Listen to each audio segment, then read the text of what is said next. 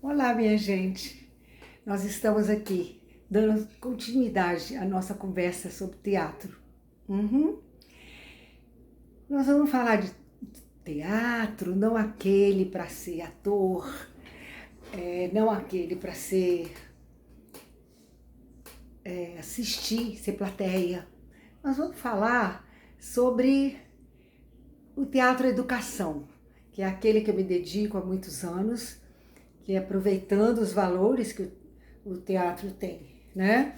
E aí, falando nisso, eu me reporto a uma pessoa que para mim foi muito importante na minha formação, que é a Viola Spoli, porque ela escritora, diretora, pesquisadora, ficou 30 anos para escrever um livro sobre como fazer para as pessoas aprenderem a fazer teatro, a fazer uma oficina, preparando professores para trabalhar com adultos, preparando para trabalhar com crianças.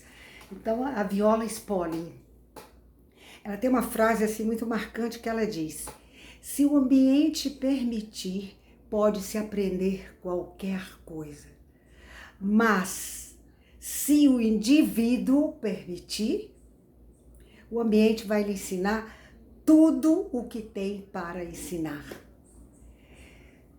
É isso mesmo, isso faz lembrar a necessidade que nós temos de estar de acordo com aquilo que queremos aprender.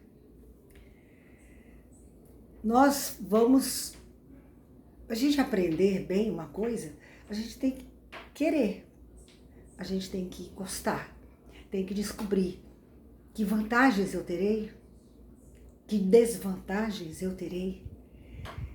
E é muito difícil a gente aprender uma coisa já indo de má vontade, né? Então, isso fala a história de você permitir.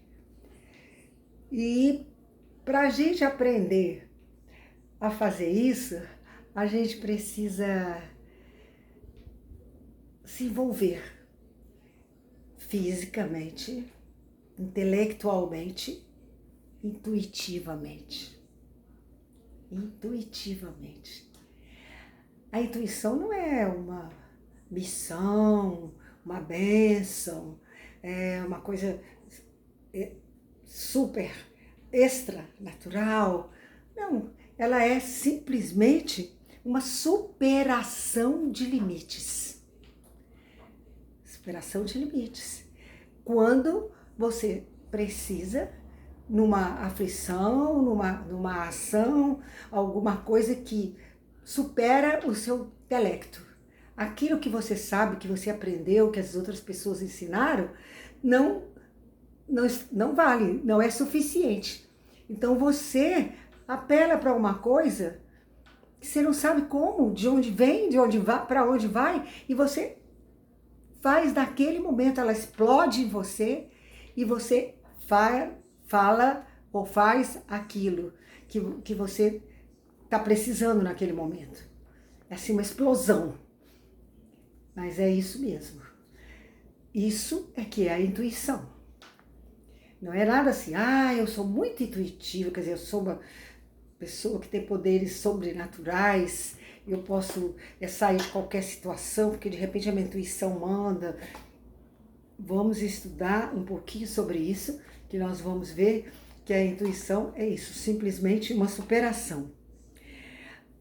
A gente precisa de pelo menos 3 coisas para a gente trabalhar a intuição. O ambiente, para a gente fazer a experiência.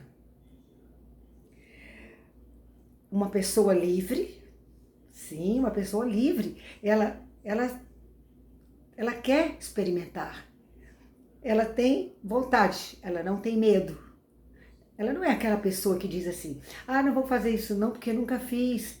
Eu não sei não, eu não tenho jeito para isso. Não é, essa pessoa não é livre.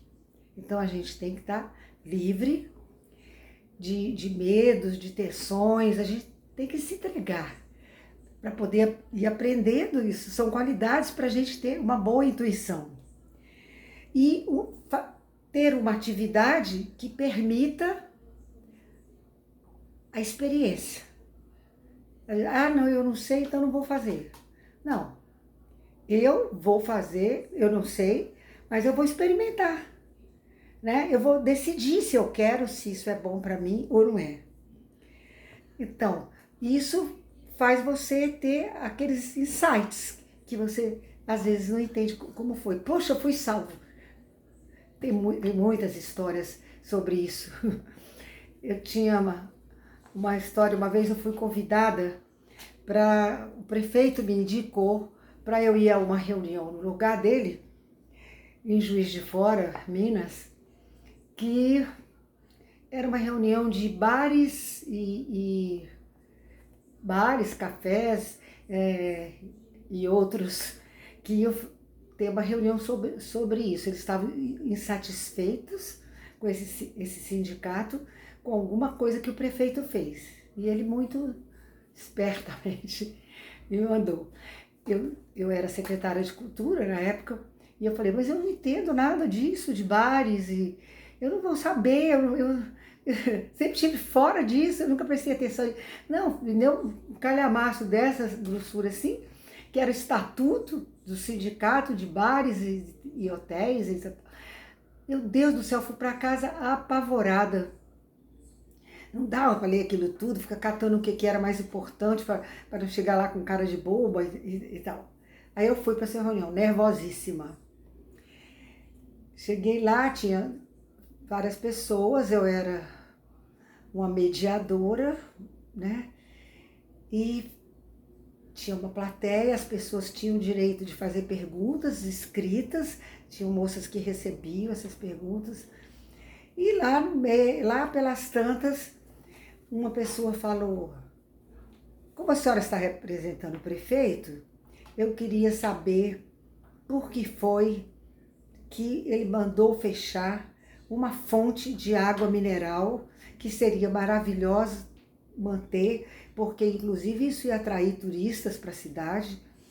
E qual foi o motivo de sumir com essa fonte, não deixá-la ser explorada?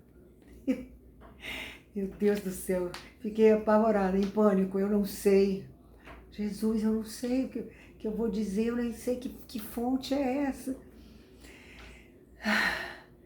E aí eu me lembrei de uma coisa, quando eu era menina, só existia uma água mineral que eu conhecesse, que era a água São Luís. Aí eu perguntei, o senhor está se referindo à água São Luís? Gente, foi um belo do insight.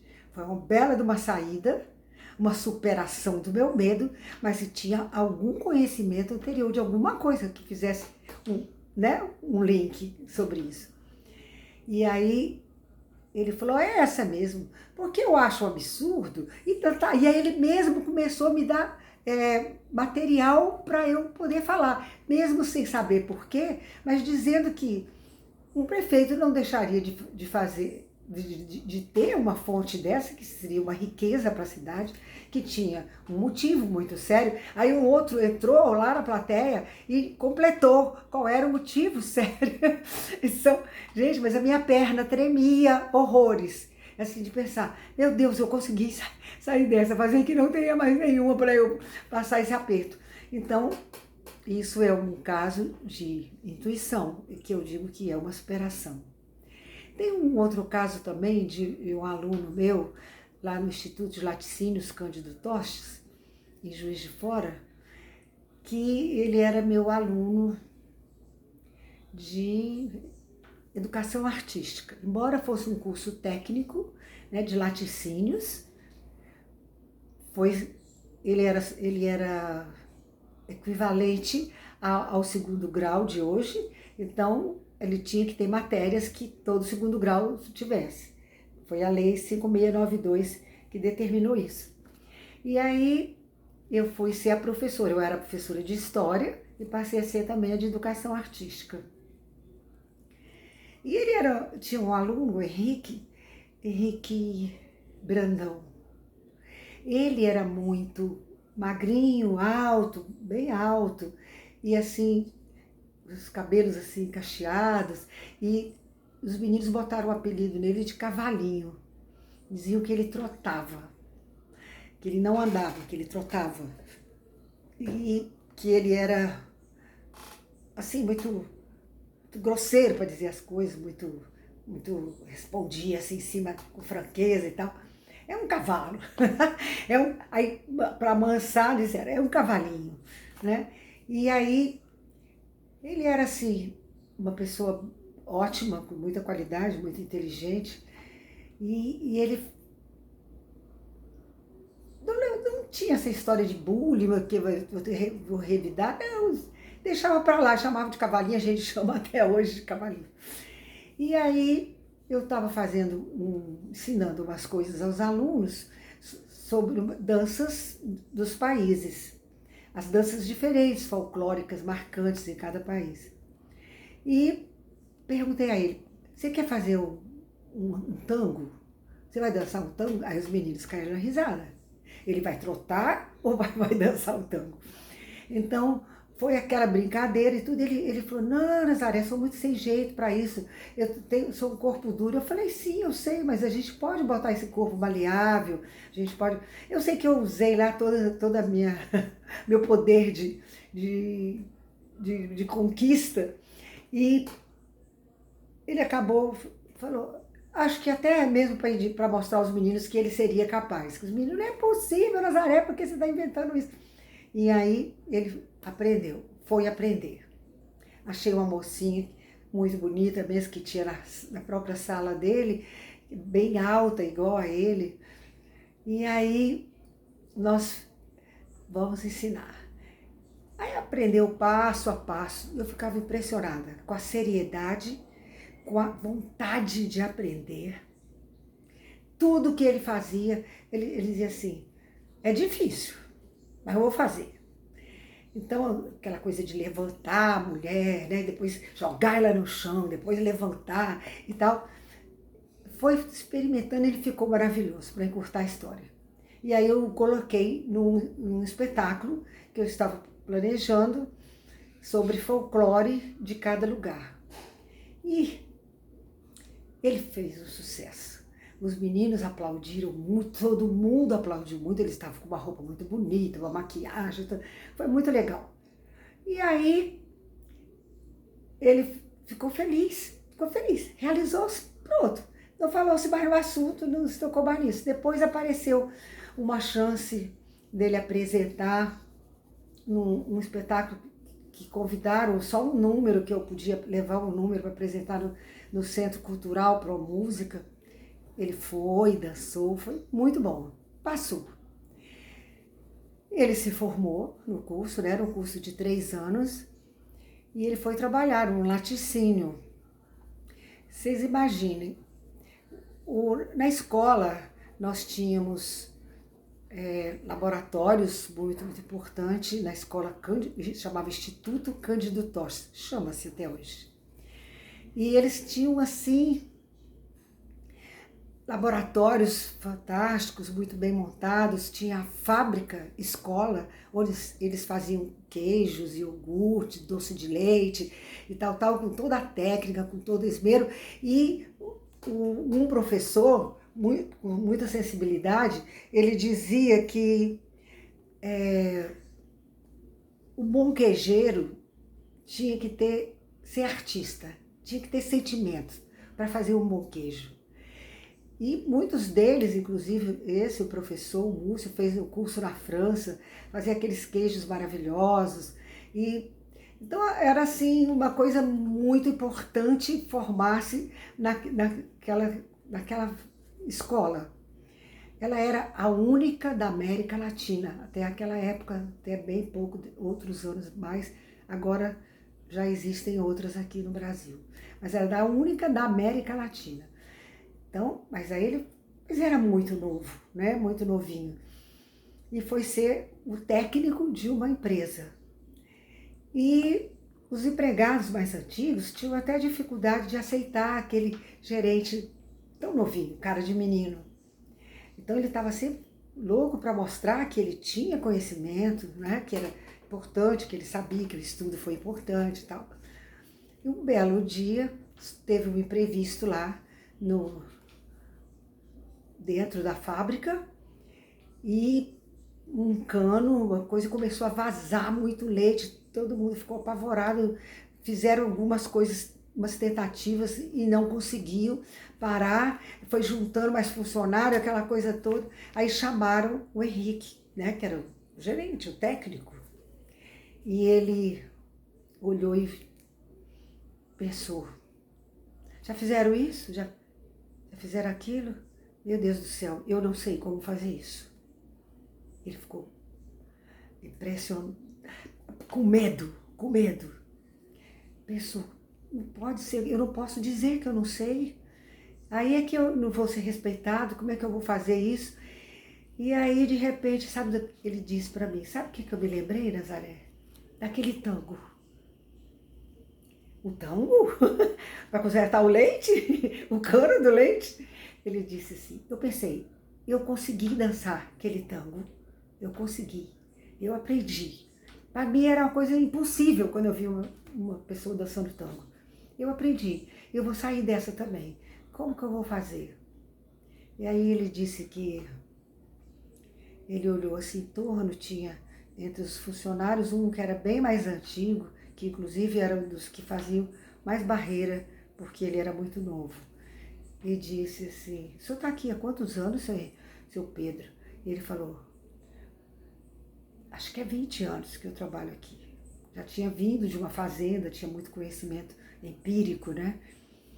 E aí ele foi e falou assim, o senhor já tinha visto alguma coisa desse tipo aqui? Ele falou, não.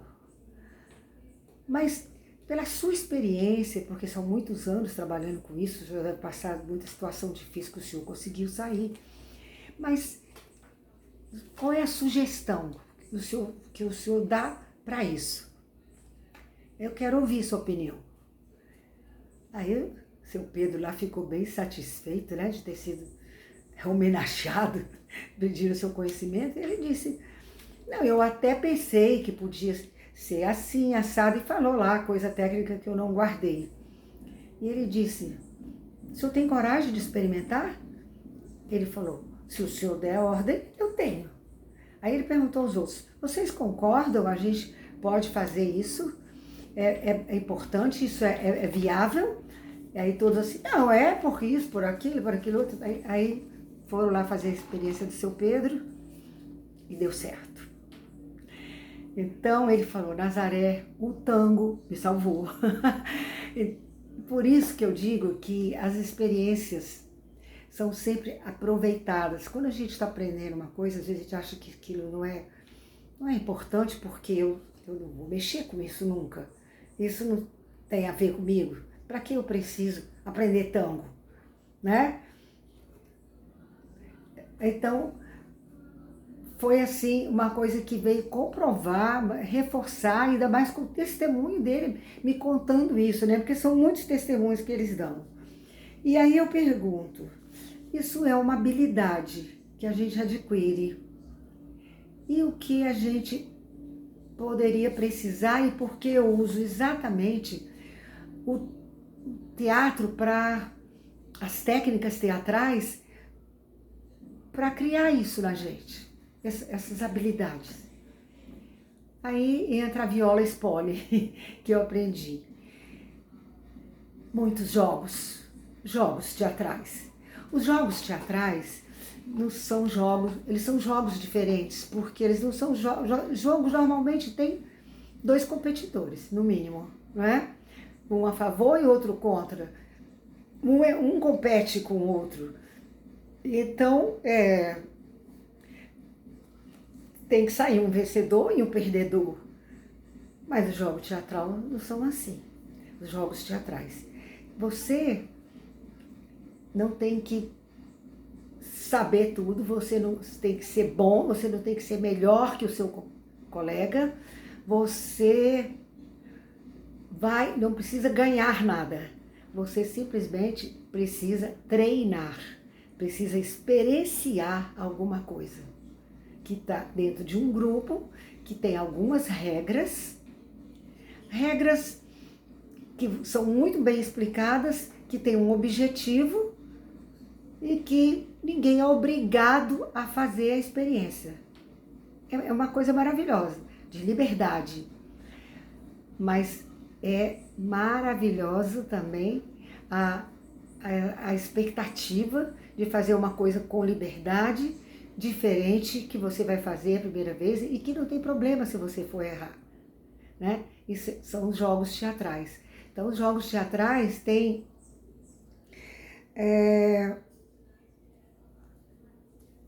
não é uma coisa, é uma coisa que você só leva vantagem de fazer.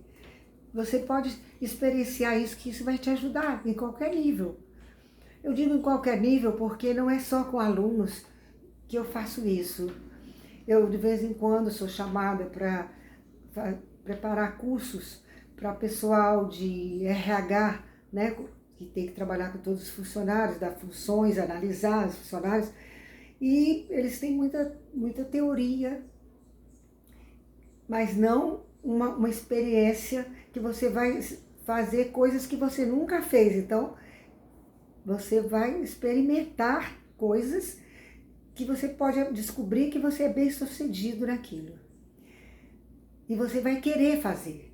Então, já fiz isso para RH, já fiz isso para gestores, para gerentes. Uma vez peguei uma turma imensa de todos os gerentes dos Correios e toda a região aqui em Fortaleza.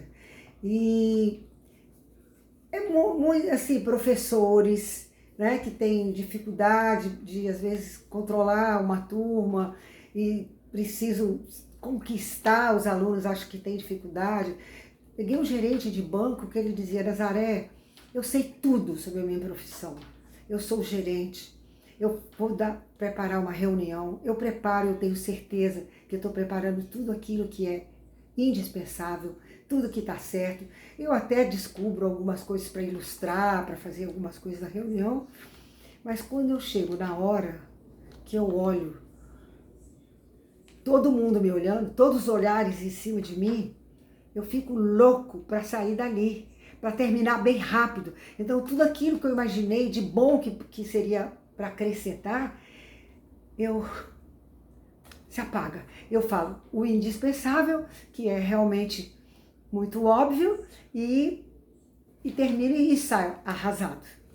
Pode ser, passo até o recado que precisa passar, mas não da forma que eu queria, né? Então, ele falou: Nazaré, eu estou aqui por causa disso. Eu preciso fazer alguma coisa para mudar isso em mim. Então, cada um tem uma razão, um tipo, e eu uso as técnicas teatrais, eu uso os jogos teatrais. Então, tem assim, já tive pesquisadores, um biólogo, que ele precisava de certas atitudes que ele não conseguia fazer, porque ele tinha um medo de experimentar. Então ele falou: talvez o teatro vai me ajudar nisso. Então ele foi para fazer o curso. E assim vai, né? Cada um com uma necessidade. Porque essas técnicas não são próprias só para você ser ator ou atriz, né? Então, advogados também, já tive turma de advogados. Eu tive um aluno também lá na Cândido Tostes, de Juiz de Fora, que ele chama Silvio Silvério, se não me engano, da Silva. Silvio Silvério da Silva. Eu lembro que tinha uma coisa assim interessante. Mas o Silvio era bem... Estava na adolescência, assim, ele era todo enrolado, assim, um adolescente que cresce muito, né? Fica todo enroladinho. E eu passava sempre, dava uma cutucada assim nas costas dele, me desenrola, menino. E ele era muito tímido, e eu coloquei ele para fazer peças, para fazer leituras, lia poemas, muitos exercícios.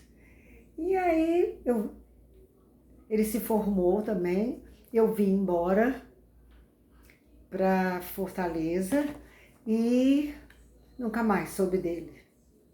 Um dia eu estava caminhando na beira-mar e eu escutei assim: Nazaré, Eu pensei, tem muita Nazaré no mundo, não vou olhar não. Aí, Lelé, ô Lelé, é meu apelido, né, Lelé? Então, eu falei, não, agora acho que é comigo mesmo.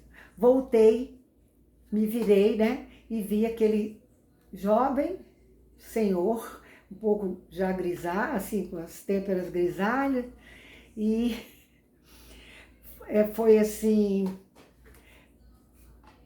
uma vontade de adivinhar quem é, meu Deus, quem é. Aí ele assim, abriu os braços e disse, eu não acredito que em 2 milhões de habitantes eu descobri você aqui neste Ceará. E aí falou, sou o Silvio, Lelé. Ai, meu Deus, foi aquele abraço gostoso que a gente sempre tinha muita amizade. Fui sempre muito amiga dos meus alunos. E foi aquele abraço, ele começou a falar e ele disse que tinha feito engenharia de alimentos e que estava viajando pelo Brasil inteiro, na firma que ele trabalhava, que ele fazia palestras. E chamou um rapaz que estava lá do outro lado da calçada, na porta do hotel, e falou, vem cá, olha, essa é aquela professora de teatro que eu te falei, que você disse que as minhas palestras são muito boas, que eu sou muito seguro, foi ela que me ensinou. Aí eu disse, que é isso, menino? Você já, depois de mim, você já teve N professores, quantas coisas boas você aprendeu com esses outros professores? Ele, não, mas você me deu a consciência, você me mostrou, e começou a dizer que eu ensinava, que ele falava assim, você bota o papel para ler, e você não tem que fazer isso, você tem que botar aqui, e você tem que olhar para as pessoas, você tem que dividir com as pessoas. Você lembra que você falava isso, que falava aquilo? Eu falei, fico muito feliz de você se lembrar disso, mas é um exemplo, assim, né? Mais um, que a gente vê que as coisas vão sendo aproveitadas de outra forma, mas foram aproveitadas, que foi uma experiência válida. Eu tive esse mês uma notícia que ele é diretor da USP, na faculdade em Lorena. Eu sou pelo WhatsApp e mandei um recado para ele e ele disse assim, obrigada, você foi a minha inspiração. É incrível uma coisa dessa. A gente não imagina que a gente vai passar